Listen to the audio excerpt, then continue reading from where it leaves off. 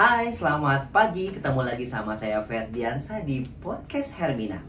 Tema hari ini adalah satukan langkah cegah HIV, semua setara, akhiri AIDS. Dengan narasumber kita adalah Dr. Muhammad Zia. Dokter, apa kabar? Baik. Ya, dokter adalah dokter full timer di Rumah Sakit Hermina Lampung, benar? Iya, betul. Ya, asalnya dari mana, Dok? Saya dari Jawa Tengah sebetulnya. Dari Jawa Tengah. Berarti orang Jawa ya, Dok, ya? Jawa. Dok, kalau dilihat angka penularan HIV AIDS di Bandar Lampung itu meningkat, Dok. Menurut dokter, faktor penyebabnya apa sih, Dok? Ya, untuk faktor yang meningkatkan sebetulnya karena mungkin dari informasi dari masyarakat pun masih minim seperti itu. Terutama kan terkait dengan pencetusnya atau penyebabnya juga masih banyak orang yang belum begitu paham ya dengan penyebabnya atau yang bisa menyebabkan dari HIV sendiri seperti itu. Selain itu ada nggak, Dok? Apakah memang lifestyle atau apa dan sebagainya? Ya, itu kembali ditilik dengan penyebabnya ya atau pencetusnya itu dari mana. Kebanyakan untuk HIV sendiri itu sebenarnya mungkin sudah banyak orang yang tahu ya untuk penyebab sendiri itu dari seperti menggunakan jarum suntik, lalu kedua dari free sex atau seks bebas seperti itu, dan yang ketiga tuh biasanya dari diturunkan atau dari misalkan dari orang tua yang pengidap lalu diturunkan kepada anak. Topik menarik sekali adalah dengan edukasi dini terhadap anak. Menurut dokter, Dok, ini menurut dokter atau pemahaman tentang literatur deh. Kapan sih saatnya kita pentingnya mengedukasi anak tentang seks bebas ataupun apapun yang berhubungan yang bisa memicu terhadap HIV/AIDS? Sebetulnya untuk edukasinya sedini mungkin sih, Pak. Betul. Mungkin di usia sekolah ya. Mungkin untuk sekolah sendiri bisa dikategorikan ketika anak berusia mulai remaja, ketika anak sudah mulai paham dengan hal-hal yang seperti itu, mungkin bisa mulai dikenalkan dengan seks edukasi itu. Kalau untuk selama ini kan mungkin agak tabu ya ketika ada anak sekolah, usia sekolah, SMA mungkin dijelaskan tentang hal itu. Padahal itu sangat penting sekali. Dan terakhir mungkin faktor pencetusnya adalah keturunan, Dok. Berarti kalau bapak ibu, ini kita bicaranya gini, Dok, ada kemungkinan nggak, Dok, kalau misalnya bapaknya AIDS, ibunya AIDS, berarti dia punya anak, ada kemungkinan potensial anaknya juga AIDS? Ada kemungkinan, tapi untuk saat ini perkembangan terbaru ketika si orang tua ini mengidap HIV, anak itu kalau misalkan dia rutin pengobatan ARV-nya dan CD4-nya itu tercapai batas minimal, kebanyakan kasus tidak sampai menurunkan pada anaknya. Jadi untuk faktor yang ketiga ini ada pengecualian seperti itu. Hal yang pertama sedini mungkin yang harus kita pahami adalah supaya kita nggak terkena AIDS itu apa, Dok? Atau tips deh, Dok, atau dan lain sebagainya. Tipsnya ya sebetulnya kalau untuk kita sendiri yang pertama, kalau kita dilihat dari mungkin kalau saya dari kacamata medis ya, kalau misalnya dari medis mungkin kita akan bertumbuh pada APD, jadi alat pelindung diri, mungkin lebih teliti. Kalau untuk masyarakat umum mungkin bisa dengan satu tadi, kita harus tahu dengan penyebabnya seperti apa, lalu untuk penyakitnya tuh HIV itu seperti apa, AIDS itu seperti apa. Jadi masyarakat umum pun bisa mengetahui dari penyebabnya dan bisa menghindari dari itu, entah itu dari jarum suntiknya atau dari perilaku seksnya ataupun dan sebagainya seperti itu. Nah, gejala-gejala, Dok, orang yang mengidap HIV itu apa aja, Dok? Sebenarnya kalau untuk gejala ya itu lebih ke kondisinya ya, dari kondisinya.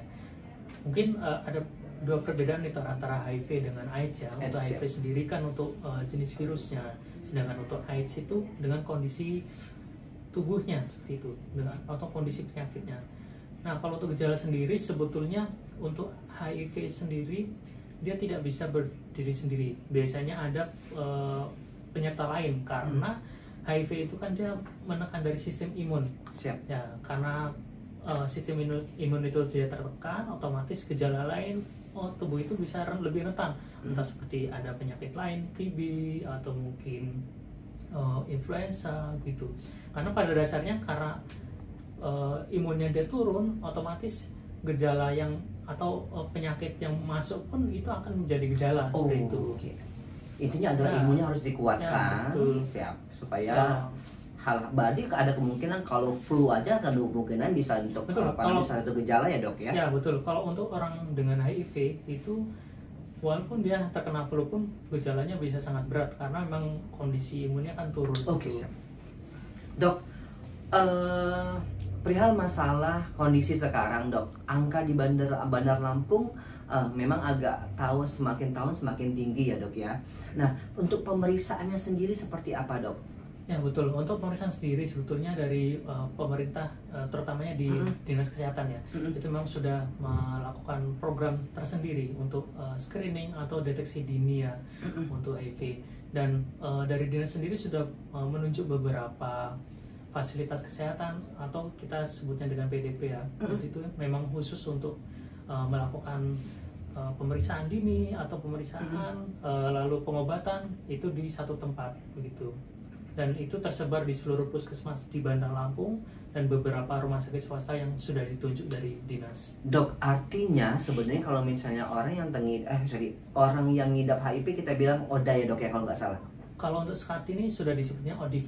ODIF. Oke. Berarti dok komunitas ODIF sendiri di Bandar Lampung ada ya dok ya? Ya ada. Di setiap kota ada dan kalau di Bandar Lampung ada juga. Berarti ada kemungkinan orang-orang yang pengidap HIV di Bandar Lampung bisa ikut di komunitas tersebut, sharing dan lain sebagainya agar bisa memang untuk tidak menyebarkan virus tersebut ataupun juga bisa mengedukasi orang lain ya dok ya? Ya betul. Jadi kalau untuk di Bandar Lampung sendiri ada beberapa wadah komunitas ya dan semuanya tuh welcome dan semuanya memang bergerak untuk bertujuannya untuk membantu teman-teman lain atau mungkin untuk menekan dari penyebarannya, bahkan untuk pendampingan juga, dan lebih fokusnya ke pendampingan dari ODIF lain. Oke sih, dok. Last but not least dok, ini adalah bukan terakhir ya dok ya, artinya adalah wejangan nih dari dokter untuk remaja atau untuk semuanya di masyarakat di Bandar Lampung agar terhindar dari HIV/AIDS. Ya, kalau pada dasarnya ya kita kembali ke penyebab tadi ya.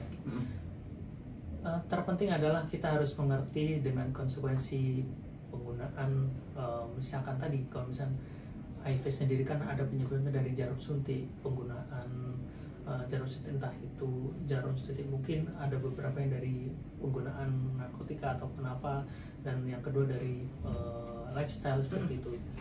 Mungkin lebih kepada pemahaman dan kesadaran ya mungkin.